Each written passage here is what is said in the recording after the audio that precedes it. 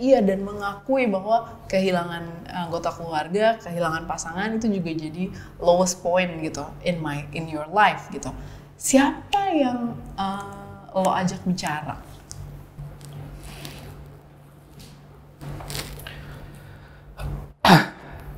Pokoknya, halo, gua Nganggok. Gua akan bercerita tentang makna kehilangan dan bagaimana gua melewati proses itu dan recovery seperti apa barengan sama Cynthia dan juga Safira di To Be Honest.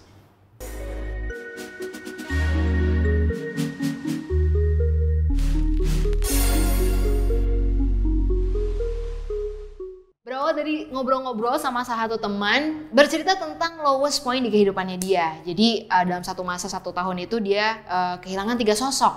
Yang pertama adalah kehilangan sosok pasangan hidup bercerai. Kemudian yang kedua adiknya harus meninggal selama-lamanya. Dan kakaknya juga harus pergi dalam waktu sementara ditahan oleh polisi. Pasti nggak mudah ya ngalamin kehilangan 3 orang yang penting banget dalam kehidupan. Iya, benar. Kalau kita ngomongin tentang lowest point, mungkin banyak orang yang akhirnya emang ke-trigger dari sebuah kehilangan gitu ya. Tapi satu kehilangan aja kadang-kadang nggak cukup untuk bikin orang untuk reset lagi. Tapi ada beberapa momen atau kejadian yang akhirnya memang kayak kita ditonjok gitu ya sama kehidupan, ditonjok sampai akhirnya mau nggak mau harus bounce back. Benar. Ke sisi kehidupan yang lain yang lebih baik. Nah, hari ini bakalan cerita sama kita semuanya di sini di To Be Honest ada Angga Nggok. Hai. Halo. Kan jangan langsung tawa dong. Oh iya, jangan ya. Kabar Gok? Ini harus serius. Ini kan kayak Berharap. Jangan dong. Kabar Gok? Baik. Sehat ya? Sehat, alhamdulillah. ya, Itu kejadiannya kapan sih Gok? Kalau yang mulai awalnya banget? 2011 kalau nggak salah. Jadi itu tuh escalate gitu loh. Kayak levelnya tuh bertambah. Jadi ya gue juga nggak nyangka pernah melewati masa itu bahkan buat teman-teman gue yang ada pada saat itu merasakan sekali apa yang gue alami itu mungkin jadi salah satu titik terendah gue tadi, the lowest point of my life aja gitu. Jadi waktu itu 2011 lah. Dimulai, gue koreksi sedikit tadi. Adik gue yang memang harus berurusan dengan hukum, ya. Terus jadi itu yang gue merasakan pertama kalinya di keluarga gue.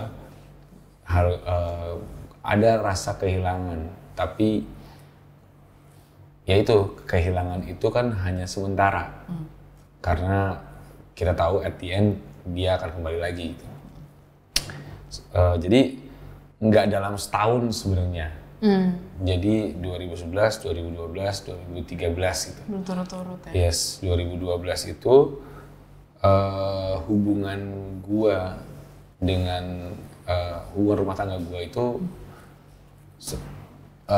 selesai.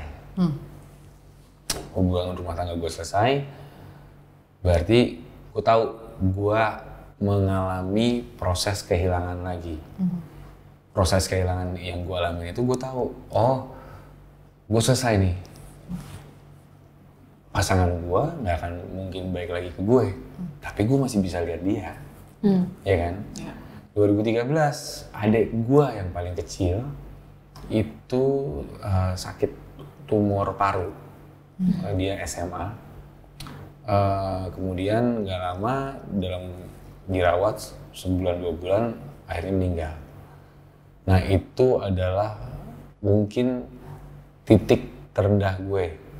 Setelah gue dihantam di 2011, gue belum recover, kemudian dihantam lagi di 2012. Kembali di saat gue mencoba untuk menyembuhkan diri, kalau bahasa anak sekarang healing lah ya. Dihantam lagi di 2013 dengan meninggalnya adik gue yang terakhir. Jadi itu menurut gue kayak oh ini nih puncaknya mungkin gitu. Karena gue nggak akan ketemu dia lagi dan dia nggak akan balik lagi ke gue. Yang pertama, gue nggak ketemu dia tapi untuk sementara. Yang kedua, gue bisa ketemu dia tapi gue udah hilang. Kehilangan. Yang ketiga ya benar-benar full kehilangan aja.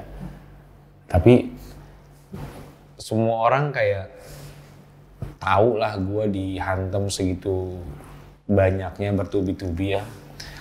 Orang-orang sekitar gue juga sangat suportif banget. Teman-teman gue jadinya kayak apa ya, menguatkan lah gitu. Semuanya pasti menguatkan gue lah. Pada masa itu tuh gue tuh diterima di mana aja, ayo sini, semua sini, oh ya udah sini sama gue, lo sini sama gue. Diberikan kesibukan apa segala macam. Jadi semuanya tuh mencoba menguatkan gue gitu. Jadi alhamdulillah gue punya teman-teman yang ya peduli dan care juga sama gue. Jadi ya itu salah satu apa ya, berkah lah buat gue ya. Dan mereka mengingatkan, bahkan saudara gue, orang tua gue mengingatkan, ya kan bukan cuma gue sebenarnya yang kehilangan, orang tua gue pun merasa kehilangan kan. Mereka sama kita, mereka tuh mengingatkan kayak ya Tuhan kan katanya nggak akan pernah ngasih ujian lebih dari yang kemampuan. Dan di saat ini, di saat lu udah dikasih ujian sebesar ini, pasti akan ada apa ya, sesuatu yang indah lah. Setelah biasanya kalau udah ada badai, biasanya ada pelangi kan, ya kan. Biasanya jadi semua orang tuh udah tenang. There is only one way when you are down.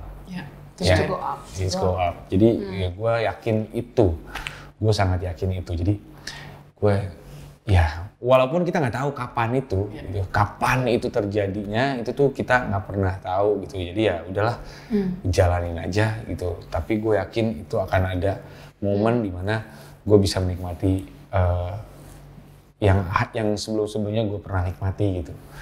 Itu sih. Nah kalau misalnya dalam kehidupan tuh kan kita ketika udah lewat, udah recovery, udah bisa lihat ke belakang, akhirnya kita bisa paham, oh maksud Tuhan tuh atau mungkin perjalanan kehidupan ini hikmahnya ini ya. Tapi kan di saat kita mengalami pasti ada kekalutan, ada marah, mungkin ada banyak bertanya. Nah pada saat itu 2011 ya, Kang Goks mulai mengalami itu. Apa sih journey yang struggle juga gitu, dan kan nggak bisa ngelihat titik ini gitu yang akhirnya ada hikmah pastinya. Apa ya, dulu gue cuma ngerasa kayak ini kenapa, apa salah gue ya gitu. Pasti kan kita selalu gitu kan sebagai manusia kayak ya Tuhan kok gini banget sih cobaannya gitu. Gue kuat nggak ya? Terus tiba-tiba yang tadinya nggak pernah sholat jadi sholat. Yang tadinya nggak pernah, misalnya kita ya karena gue muslim kan seperti itu, wah jadinya inget sama Tuhan gitu segala macam gitu. Cuman ya pada saat itu ya gue cuma ngerasa kenapa gue ya, apa yang gue perbuat sih sampai gue dikasih seperti ini.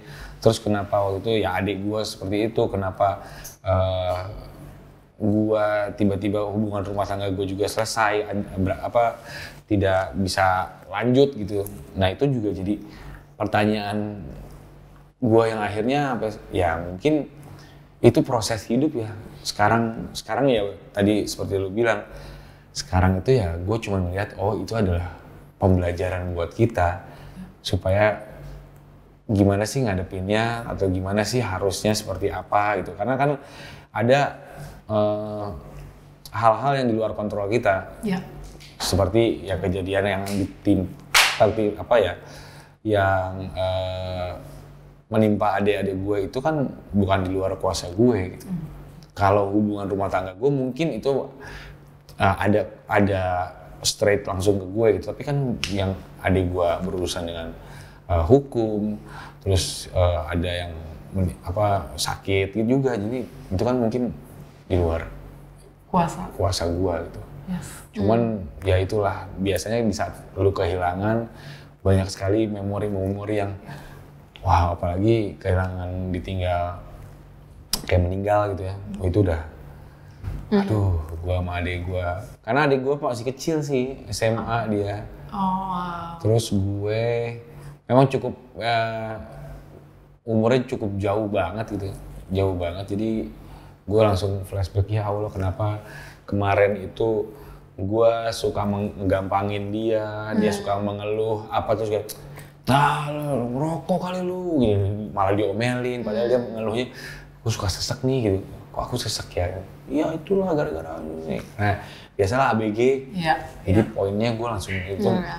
Nah itu ya sedih sih. Kayak kalau kita nggak pernah ngalamin kehilangan gitu ya, apalagi yang keluarga terutama ya berpulang, itu tuh kayak ada satu hal yang tiba-tiba bagian dari utuh gitu ya, itu kayak hilang gitu, kayak kecabut ya sih gitu. Kayak mungkin itu juga gue rasain ketika bokap gue berpulang.